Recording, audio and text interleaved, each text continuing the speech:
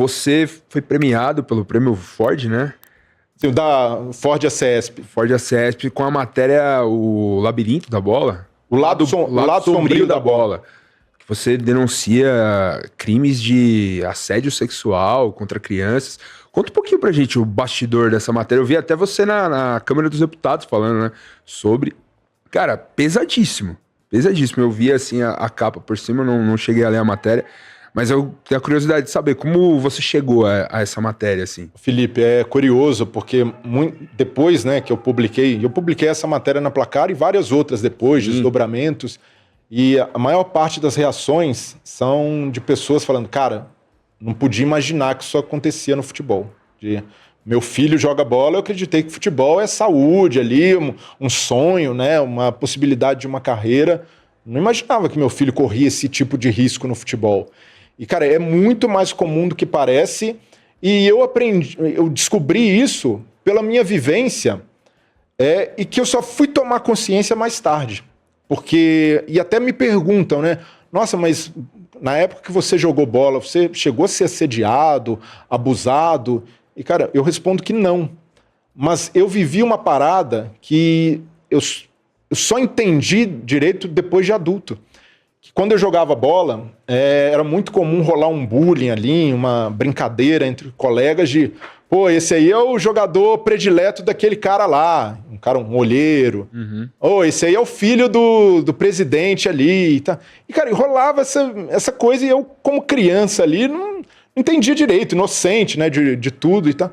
Mas o que é isso, né? E aí depois, cara, na época de faculdade... numa matéria ali sobre abuso sexual, e aí mostrando como, quando acontece com homens, como é até mais difícil de denunciar do que mulheres, porque rola um estigma da sexualidade, do homem entender que o abuso fere sua masculinidade. E aí eu falei, cara, provavelmente aquilo lá, essa zombaria ali de categoria de base, de futebol amador, possivelmente eram vítimas de abuso sexual.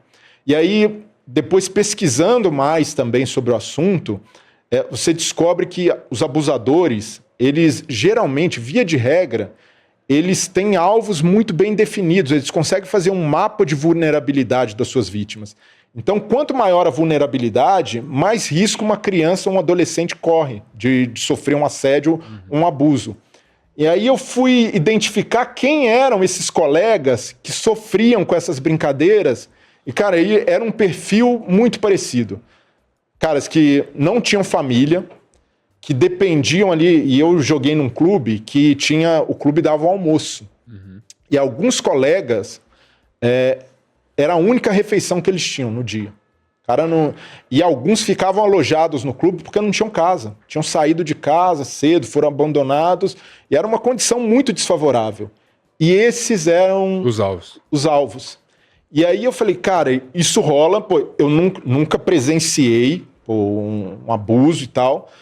Mas por essa coisa despertou minha curiosidade. Na época da faculdade eu falei, cara, um dia eu tenho que fazer uma matéria sobre isso. Um dia eu vou fazer. E aí eu cheguei na Placar, a Placar é uma grande escola de jornalismo investigativo.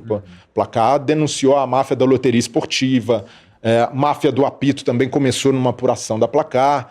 Então eu falei, cara, não tem lugar melhor para desenrolar uma investigação dessa. E aí eu propus para o editor, que na época era o Maurício Barros, que trabalhou... Grande Maurício, veio aqui já. Grande São Paulino. Grande São Paulino. E ele falou, cara, é fundamental essa matéria, mas é difícil. Como que a gente vai provar isso? Uma acusação muito séria. Mas, começa a apurar, tenta falar com as pessoas do meio aí, ver o que você consegue. E lá na Placar, a gente tinha uma estrutura muito foda ainda se valorizava o impresso, e a Placar era da Editora Abril. Então, a Editora Abril tinha uma estrutura fantástica ali. Então, a gente podia pegar carro, direto eu descia para Santos para pegar uma aspa do Neymar. Direto, assim, chegar lá só ia perguntar. E a Abril ali disponibilizava toda a estrutura. Então, entre uma reportagem e outra, eu comecei a apurar e a fazer esse corre, né, atrás dessa reportagem. Mas o princípio mesmo da apuração foi tentando ouvir dirigentes, ex-jogadores, jogadores, e, cara, era só porta na cara. Pô, não vou falar disso não.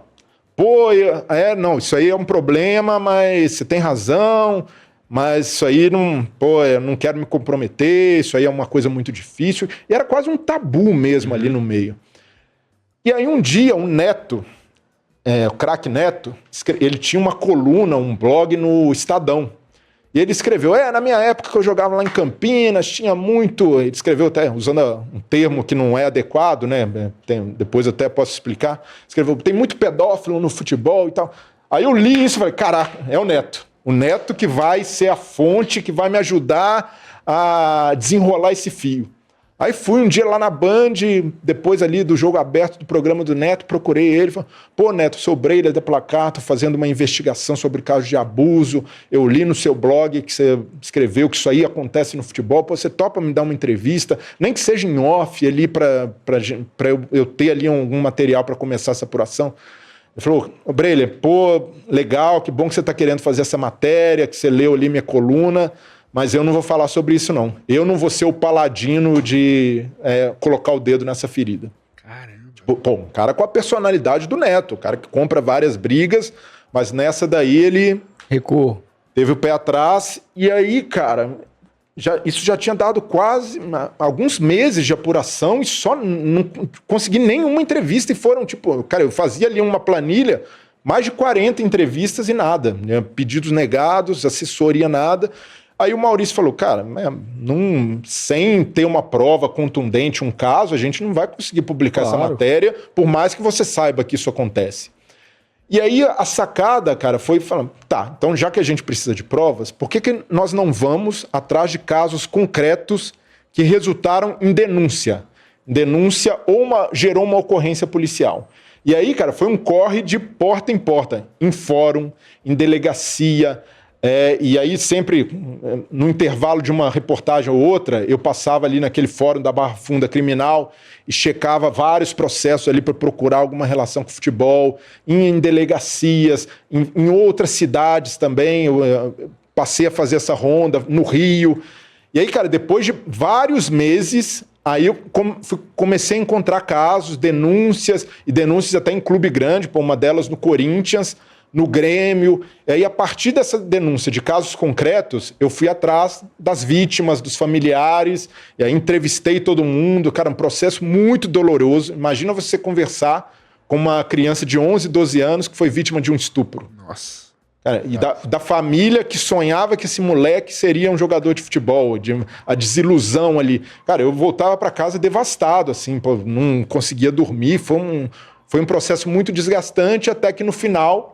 A gente conseguiu levantar 20 casos de abuso sexual num período de 2 anos no futebol brasileiro, todos relacionados ao futebol. E qual foi a grande contribuição dessa matéria? Porque até então, sempre que acontecia alguma coisa, uma denúncia, a CBF pulava fora e falava, pô, a gente não tem nada com isso. E eu procurei a CBF na época da matéria, falei, olha, a gente tem vários casos aqui de abuso, o que a CBF pode fazer para evitar que isso aconteça? Como maior fomentadora do futebol nacional, a CBF falou, olha, isso aí a gente não se mete. A obrigação da CBF é organizar campeonatos e cuidar da seleção brasileira. Isso aí é caso de polícia. Então a CBF colocava o corpo fora. Então sabia que isso aí rolava, pô, não é da minha alçada. E aí a gente publica a matéria com essa versão da CBF, cara, uma repercussão grande. Na época já tinha redação Sport TV, não sei se era o Barreto ou já era o Rizek, repercutiram lá no Redação. Cara, foi uma repercussão muito grande. A partir da matéria, eu comecei a receber várias outras denúncias de gente, pô, aconteceu um caso na minha cidade. Alguns eu não conseguia investigar porque as vítimas não queriam denunciar. Então, nesse caso, a gente só foi em coisas que as vítimas denunciaram, geraram processos. E com isso, com a repercussão, o Congresso Nacional estava rolando uma CPI da exploração sexual de crianças e adolescentes, pegou a matéria e convocou a CBF para prestar esclarecimentos. E só aí, na época era o José Maria Marinho, presidente... Foi preso. Foi preso. Del Nero depois foi preso para a linhagem de presidentes idôneos da CBF. O Del Nero foi preso? foi denunciado. Denunciado, Não chegou a ser preso. Infelizmente, só, não, né? só sobrou pro Marim, né? Infelizmente. Foi indiciado. E aí, nessa época, a CBF foi convocada e pela primeira vez a CBF admitiu que o abuso sexual de crianças era um problema nas categorias de base e que a CBF foi forçada a assinar um pacto com a CPI da exploração de crianças e adolescentes, para se comprometendo a adotar 10 medidas para prevenir o abuso sexual. No fim das contas, eu fiz uma matéria depois mostrando que a CBF não cumpriu esse pacto. Não cumpriu. Anos depois, tinha cumprido uma cláusula só e pela metade. Então, chamaram a CBF no Congresso de novo. A CBF sempre se esquivou. E, porra, os caras pensam, a gente quer gastar dinheiro para evitar que crianças sejam vítimas de abuso sexual, a gente tem mais o que fazer. Essa é a ideia. Nossa. Então, cara, é um problema muito sério. Então, a gente viu o caso da Joana Maranhão, que teve repercussão, Simone Biles nos Estados Unidos, mas o que muita gente não imagina é que crianças do sexo masculino também são vítimas. Sim. E aí, até muita gente fala, mas, esses caras são pedófilos. E o pedófilo pedofilia é uma doença, um cara que tem um distúrbio que ele sente ele é diagnosticado com esse distúrbio, ele sente atração só por criança. Então o cara não se relaciona com mais ninguém. Ele só criança e há países, por exemplo, que identificam esses casos e tratam para que isso é reversível. O cara passa a entender isso e porque muitos não querem cometer o crime, ele acaba cometendo pela pulsão. Só que na maioria desses casos que a gente denunciou, eram abusadores. O cara tinha família constituída, ele fazia isso porque era uma demonstração de poder e ele sabia ali que exercia uma autoridade a mais sobre o atleta. Então é uma coisa muito cruel, muito perversa. E até depois dessas matérias eu conheci o Ale Montrimas, que é um ex-goleiro. Ele não chegou a jogar em clubes de primeira divisão, jogou em Portugal, mas sempre ali no escalão mais baixo. E ele começou a falar sobre isso, que ele sofreu assédio, ele foi ali, de certa forma, abordado por esses abusadores. E uma coisa que ele falou é fato, cara. É muito provável que, no meio de tantos jogadores profissionais, muitos já tenham sido vítimas de abuso sexual e silenciam. Um deles, por exemplo, um dos poucos que eu consegui falar, foi o Marcelo Marinho, ex-goleiro do Corinthians, foi campeão brasileiro em 2005. E ele, na apresentação dele no Corinthians, ele falou que guardou isso, né, esse assédio que ele sofreu. Ele foi assediado por um massagista na época que ele jogava na base do Vasco até. E ele falou que guardou isso a vida inteira e ele cresceu meio revoltado, então ele nunca ficava nos clubes, sempre teve um perfil problemático e ele identificou, cara, aquele episódio lá me transformou. Eu cresci com essa revolta e aí na apresentação no Corinthians, no auge da carreira dele, ele soltou isso, ele falou, cara, eu não tinha planejado na coletiva de imprensa, ninguém sabe o que eu passei para estar aqui, eu sofri assédio sexual na base e tal. E, cara, na época isso nem repercutiu, e o que aconteceu, e ele me contando depois na entrevista, foi que os jogadores do Corinthians depois, ele virou alvo de chacota ali, os caras começaram a tirar sarro dele, o cara que foi assediado, então entra naquele estereótipo que a gente falou, né, da masculinidade. Então é muito cruel, cara. E infelizmente no futebol, cara, abuso sexual é só uma das violações que são comuns. Cara, tem trabalho infantil, já fiz matéria sobre trabalho escravo, em categoria de base, até em futebol profissional.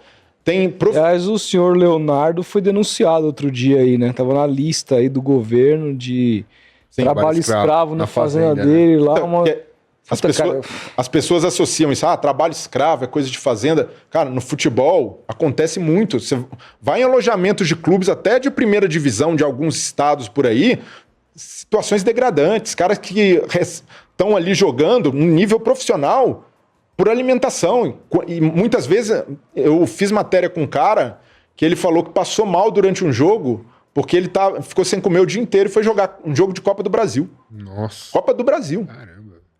E a CBF lava as mãos. E, cara, a CBF não olha pra isso. A CBF, a obrigação é organizar campeonatos e cuidar da seleção. Nossa, cara.